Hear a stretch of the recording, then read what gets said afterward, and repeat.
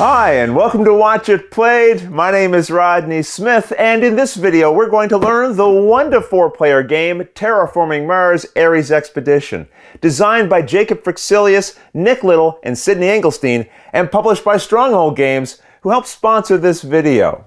Although it shares a part of its name with the original game Terraforming Mars, Ares Expedition is a totally standalone game. No longer content to just look at the planets from afar, humankind is ready to live on them. And Mars has been chosen. However, it's not quite ready to have us move in. There's no water, it's way too cold, and there's no oxygen. So that's going to be a problem. Thankfully, each of us run corporations ready to do the hard work of terraforming the planet, and whichever of us contributes the most to this effort will win. So join me at the table, and let's learn how to play. To set up, place this game board in the middle of the play area, putting a clear cube onto these spaces of the temperature and oxygen tracks. Also, shuffle these ocean tiles with their blue sides face down and randomly place one into each of the spaces of the board in the center so that it looks like this when you're done. Now set these phase tracking tokens so that their numbered side is face up and arrange them by the board in this order. Nearby, also set the 2 included trays which contain the copper, silver, and gold cubes, along with the forest victory point tokens. Every player now collects a player board and 13 cubes in their chosen color. Your board shows 6 numbered, separately colored production tracks, and you'll set one of your cubes into the 0 space of each one. On the main board, everyone also sets one of their cubes onto the 5 space of what is known as the Terraforming Rating track, or as the game calls it, the TR track. Now find the project cards. These will have a back that looks like this, and there are over 200 of these. Now, if it's your first game, they suggest finding the 16 projects that show a white star in their bottom corner. Shuffle and deal 4 of these to each player. In this video, we'll set up a game between 2 players, and then any leftovers you'll put into a shared project discard pile. Anytime projects are discarded, they always go face down. Now you shuffle the rest of the project deck and deal 4 more cards to each player to make their opening hand of 8 cards. Then you set the project deck nearby. Now, if it's not your first game, instead of doing those steps, you instead shuffle the 16 starred projects into the main deck and just deal 8 cards to each player to create their opening hand. But either way, you always keep your project secret from the other players, but can look at your own at any time. The cards with this back are your corporations, and if it's your first game, find the ones with a black star in their bottom corners and deal 1 randomly to each player, which they'll keep face up in front of themselves. If it's not your first game, you instead shuffle all the corporations together and deal 2 to each player. Each player secretly examines their corporations and picks one to keep, setting it face up in front of themselves, and the other they remove from the game, along with all of the other undealt corporations. Now, there's also an advanced optional rule which says that after you've been dealt your 2 corporations, before you pick one to keep, you may first discard any of the 8 projects you have, drawing the same amount from the deck to replace them, and then you pick your corporation. And don't forget, when you discard projects, they always go face down. Once you have your corporation, check this area which shows the yellow mega credits symbol and a value. These are also known as MCs in the game, and the value you see here is how many MCs you start the game with. During the game, you'll collect 3 main types of resources identified by these symbols tracked here on your board: MCs, heat, and plants. To show how many of each you currently own, you'll add cubes to their areas from the supply.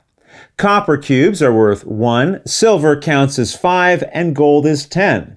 Our corporation says we start with 28 MC, so we would add cubes to this area until we have that total amount, perhaps like this. Along with the MCs, check this area to see if you start with anything else. In this case, it says we start with 3 heat production. Production is shown by the placement of your cubes on these 6 tracks, and you can produce MCs, cards, heat, plants, steel, and titanium. Each of these have a related symbol, which you'll find on those tracks in these areas. Our corporation says we start with 3 heat production, so we'd move our cube to that space on the related track. Now, over the course of the game, as you gain more production in a related area, you move the related token forward on its track. And if you ever get to 10 production, first add an additional cube to the 10 space here, and then move the original cube back to the 0 space, or keep going as is necessary. For example, if our board looked like this, then we have a total of 15 heat production. With the starting resources distributed, each player now takes a player aid and collects a set of these 5 phase cards that will show their player color on the back. And that's the setup. In Terraforming Mars Ares Expedition, players will be working to terraform the planet by completing projects that will help grow plants, create oceans, and sustain human life.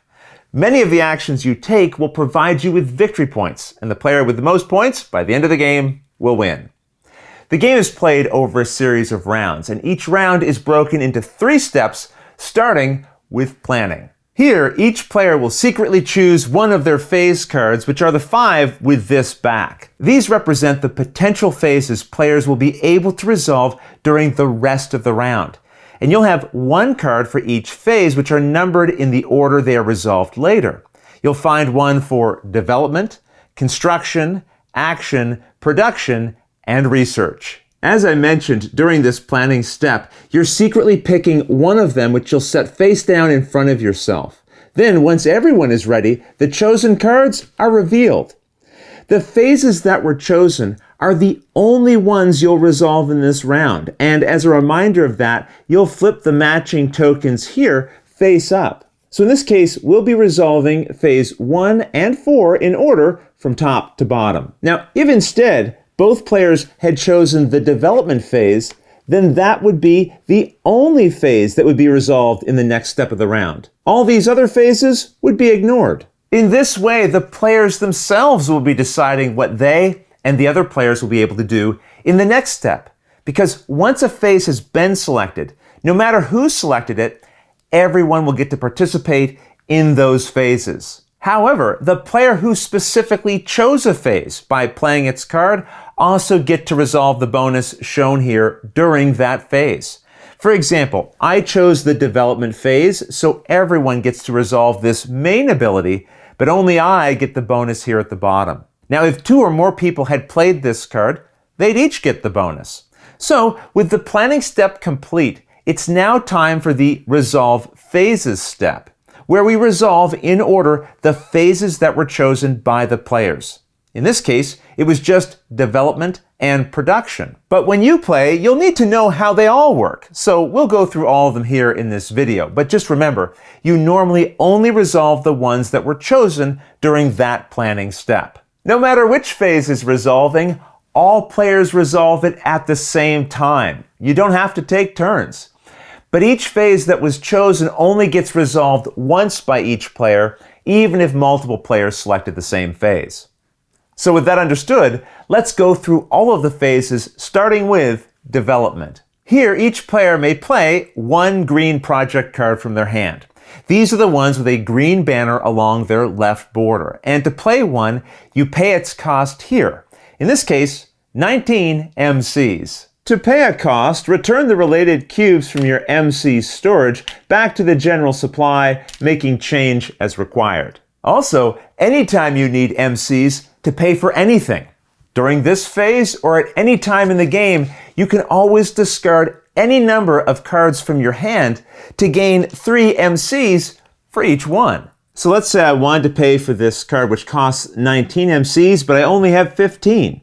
I could then discard 2 cards from my hand to get 6 more MCs, which would give me a total of 21, allowing me to play this card, paying 19, and leaving me with 2 MCs left over on my player board to spend later. Also, if I'd played the development card during this round, I'd gain its bonus, which lets me reduce the cost of any green project I play by 3 MCs, which would mean I'd have 5 MCs left over. And that's not all. You can also get further discounts from tags. Every project can have up to 3 tags, and they'll be shown in these spaces. You'll find a breakdown of all the possible tags near the back of the rulebook, so check them over as you play.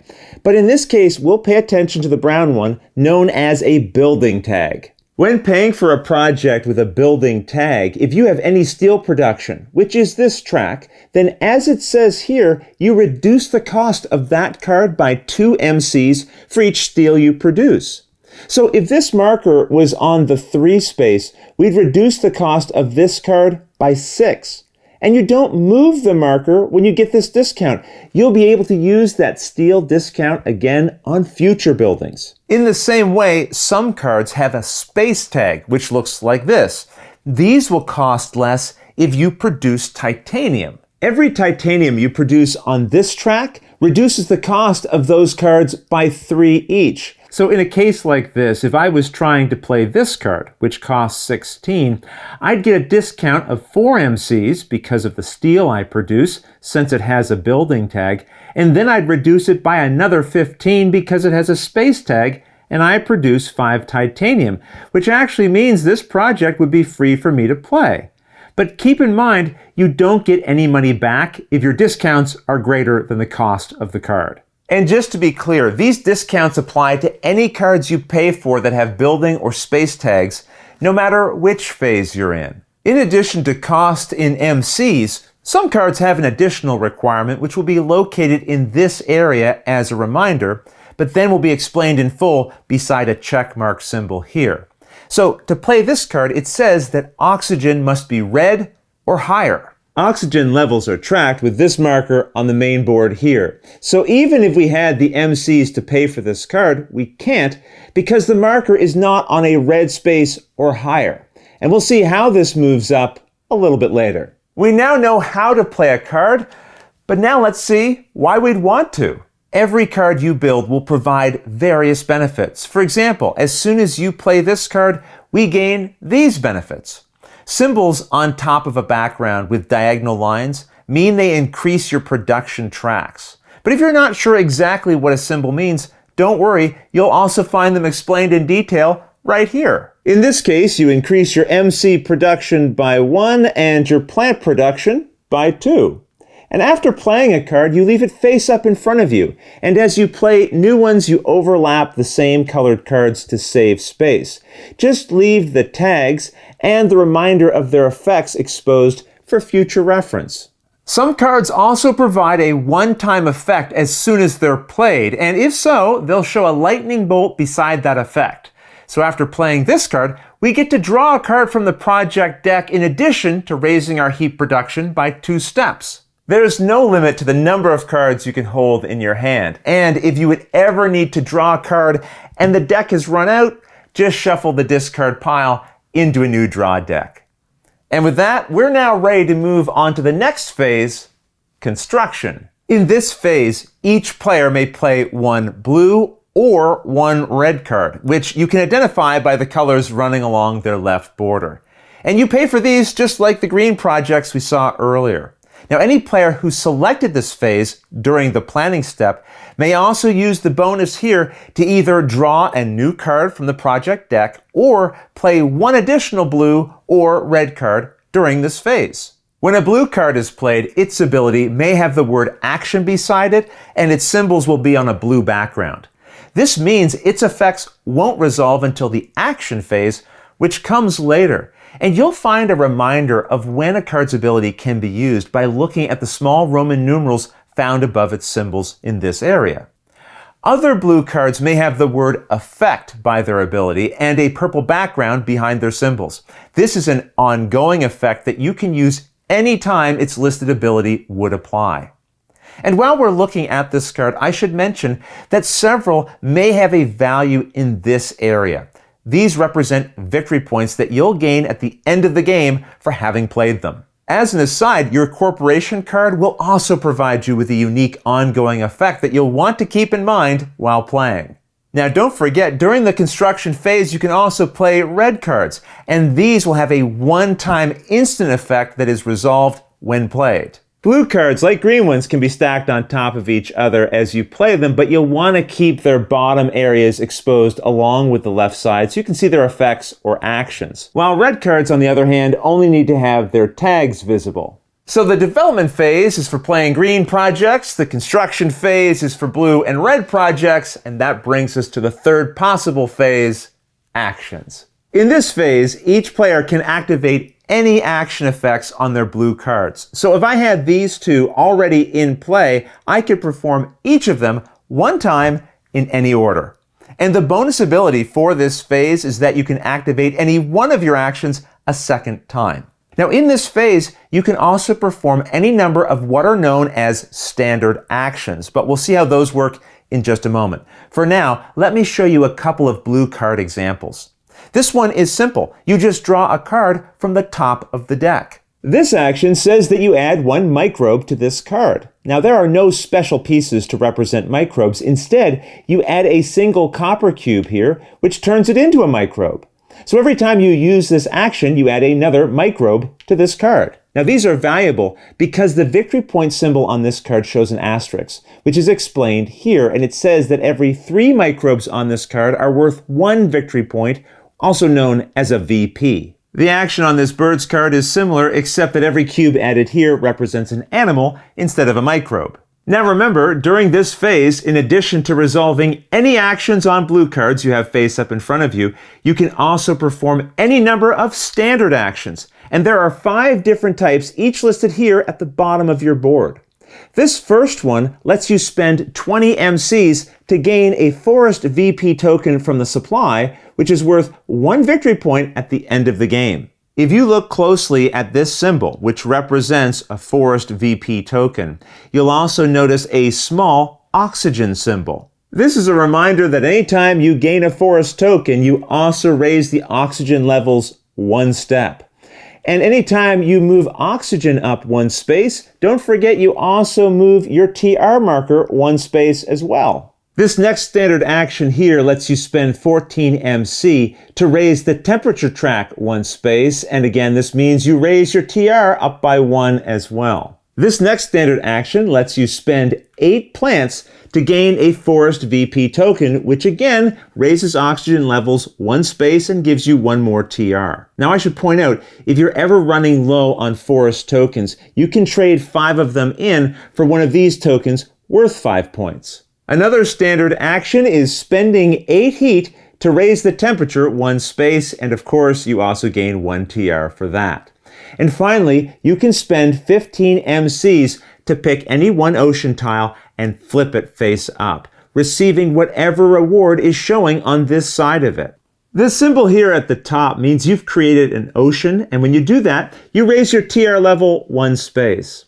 This is the symbol for a card, so you draw 1 from the top of the deck and add it to your hand.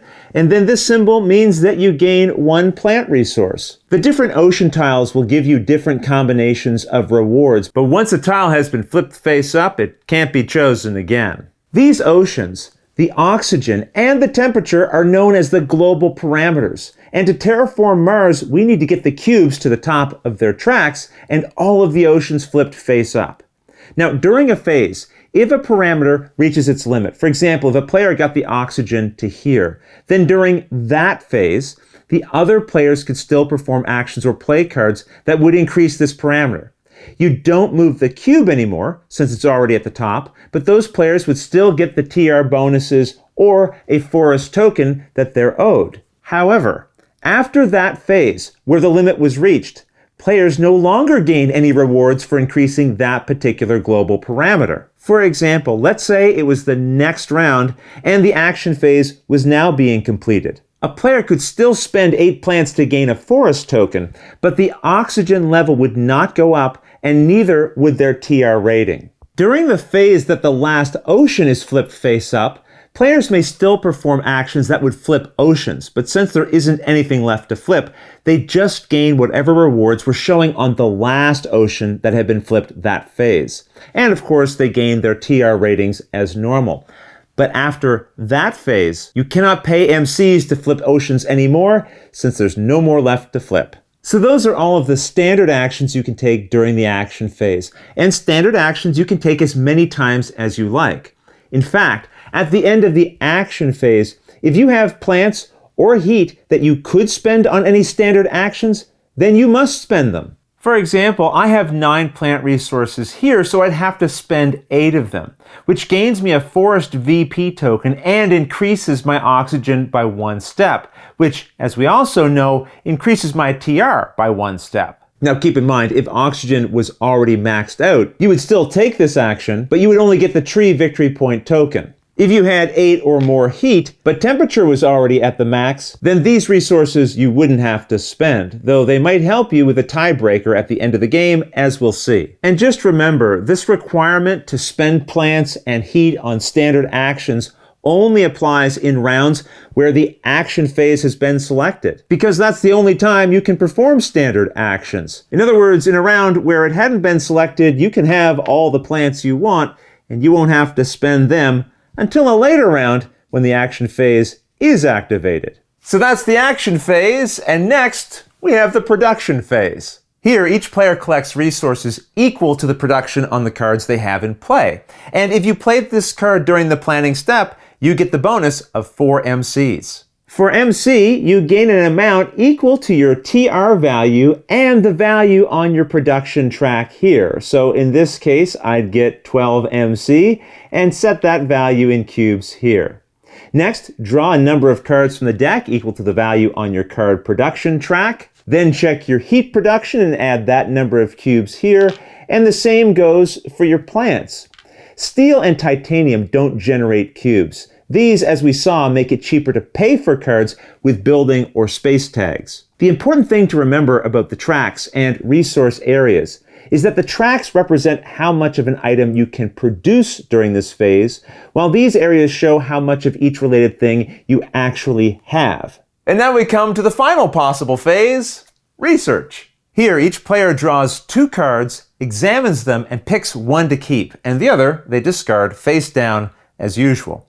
Now, if you played this card during the planning step, you instead draw a total of 5 cards at once and pick 2 to keep, discarding the rest. Normally, when you discard cards, you gain 3 MCs for each, but not ones discarded as a part of the research phase. The same goes for any effect that would force you to discard cards. You don't gain the 3 MCs in those situations either.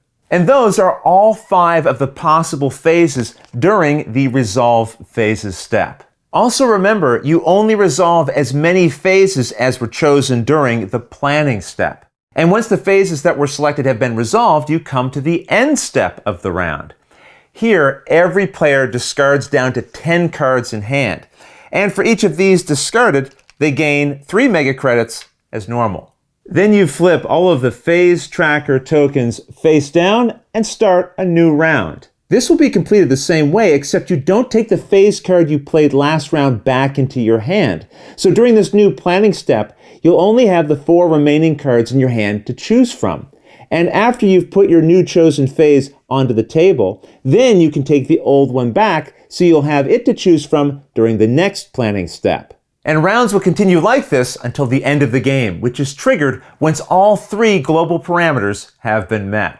This means all 9 ocean tiles will be flipped face up, and both the temperature and oxygen tokens will be at the top of their tracks. When this happens, the players finish the current phase they are on, and then the game ends immediately. You don't finish any of the other phases that might have been selected for that round, and instead you head right to final scoring. Here, you gain victory points equal to your TR, and then add to that 1 point for every forest token you have, or 5 points for every one of these forest tokens, and then also gain the victory points showing on all of the project cards you played. So make sure you look through each one of them, because some of them you might have covered up. And now, the player with the most total points wins. If there's a tie, the tied player with the greatest total overall resources wins. So add together all of your plants, heat, and MCs. And don't forget to discard any cards you might still be holding so you can gain 3 MCs for each of them to add to this total.